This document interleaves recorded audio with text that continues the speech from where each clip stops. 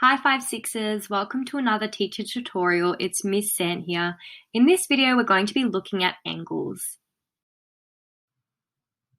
So this video is going to contain both revision and new information. Be sure to grab a pen and take some notes because this information is going to help you throughout our unit.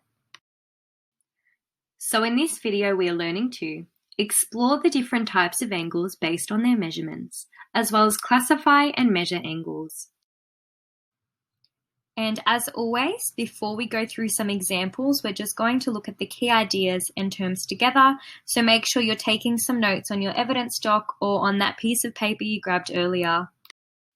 So what are angles and who uses them? An angle is a figure formed by two rays, called the sides of the angles, that share a common endpoint, called the vertex of the angle.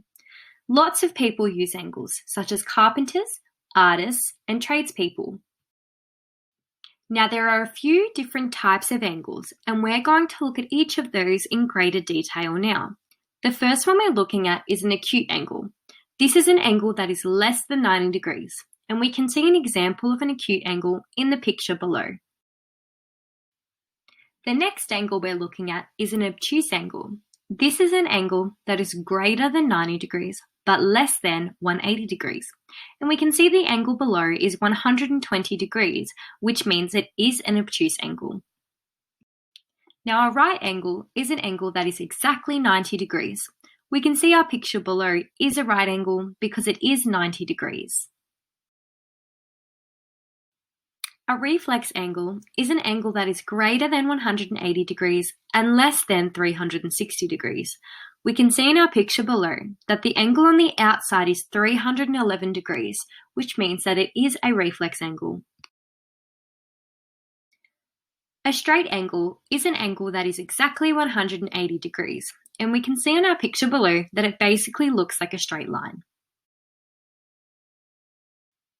A revolution angle is an angle that is exactly 360 degrees. This is also referred to as a turn or a full rotation. Now I know this tutorial has been quite content heavy so far, so if you do need to pause the video and re-watch certain points, I encourage you to do that now. Please make sure you're creating some detailed notes because they are going to help you as we're looking at some examples. If you think you're ready to continue, stay tuned.